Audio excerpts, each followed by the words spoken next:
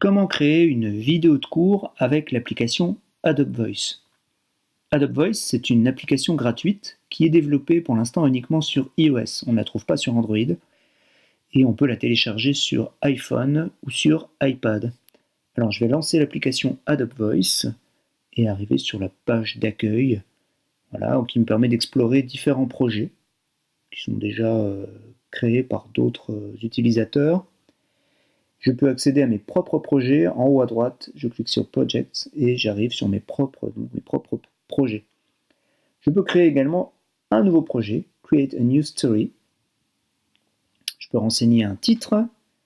On va écrire capsule vidéo.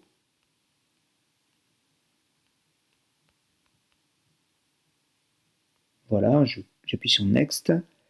Là, j'ai différentes présentations qui me sont proposées. Moi, je vais rester sur Make Up My Own. Je vais faire ma propre présentation et j'appuie donc sur Pick This One.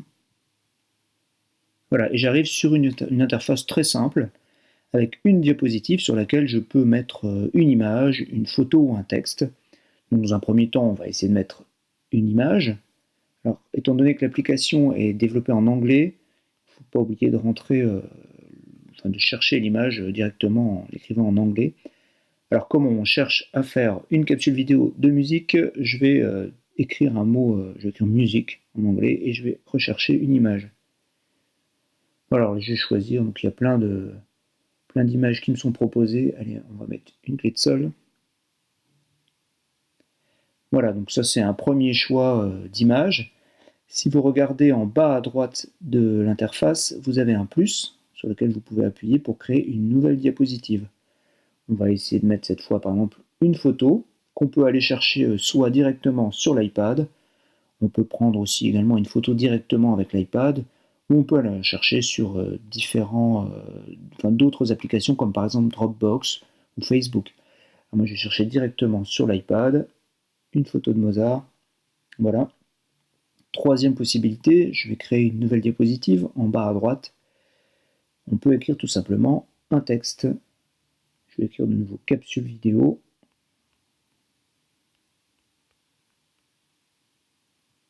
Voilà, j'appuie sur Down et c'est réglé. Donc, nous voilà trois diapositives différentes dans ma présentation.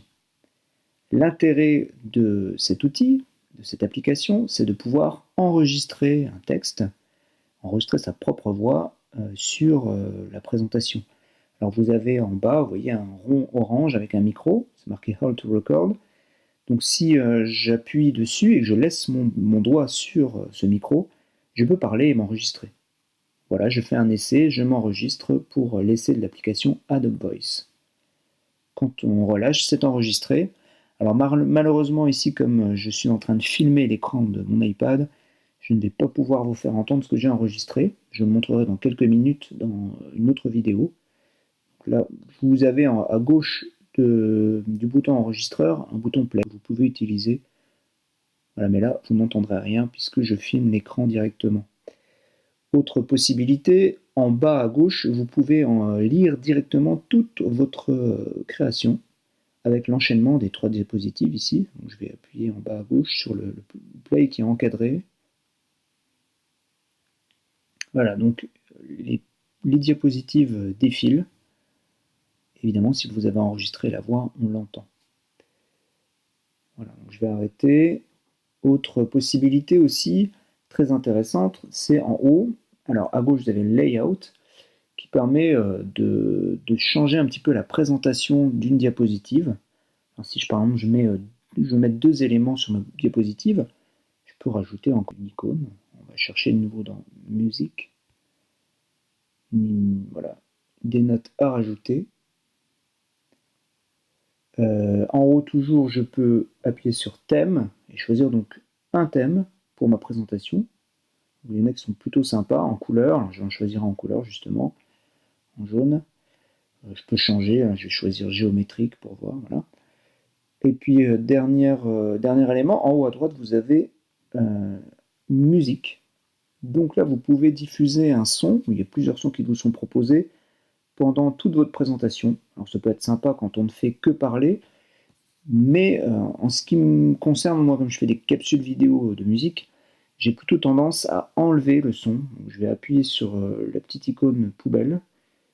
Voilà, en fait, je supprime complètement le son de la diapositive puisque je veux mettre mes propres sons. C'est-à-dire que je vais rajouter du son directement dans la diapositive des extraits sonores. Alors comment rajouter un extrait sonore?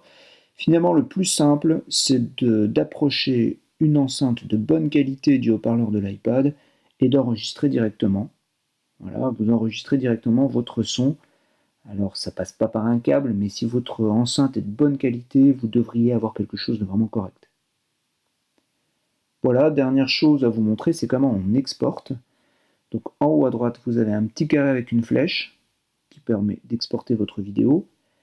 Vous pouvez éventuellement rajouter un sous-titre, vous pouvez choisir une catégorie, là on va mettre éducation, mettre dans votre vidéo, par exemple les extraits entendus, le titre des extraits, par exemple, voilà.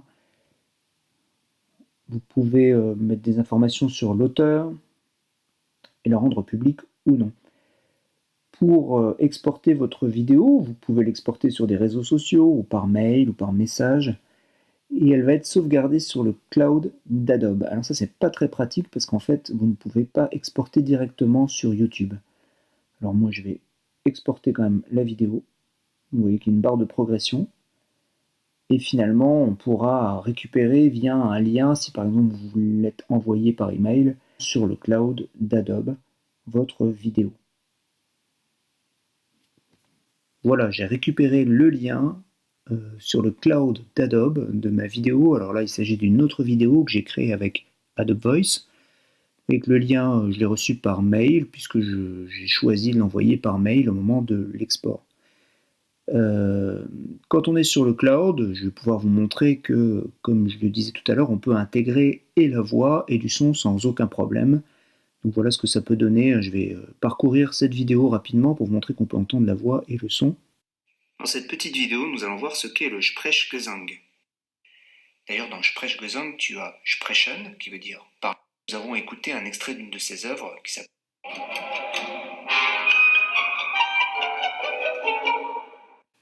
Voilà, donc c'est une petite vidéo très simple. Elle dure 1 minute 12. Il y a du son, de la voix, il y a des diapositives, tout s'enchaîne, il n'y a aucun problème. Maintenant, comme elle est sur le cloud d'Adobe, ça ne m'arrange pas trop parce que moi j'aimerais l'exporter sur YouTube. Alors, avec Firefox, il y a une petite astuce, c'est que si vous avez installé l'extension qui s'appelle Video Download Helper, c'est une extension qu'on trouve très facilement sur Firefox, et ben vous pouvez la télécharger, c'est-à-dire que vous pouvez télécharger des vidéos. Ici, donc, j'ai ma vidéo du Sprechgesang que j'ai créée avec Adobe Voice, et ben je vais pouvoir la télécharger au format MP4, mais qui va me permettre d'exporter très facilement sur YouTube. Donc, je choisis un emplacement pour l'enregistrer. Et ça y est, c'est enregistré. J'attends quelques secondes et je vais pouvoir finalement récupérer ma vidéo qui ne sera plus sur le cloud d'Adobe.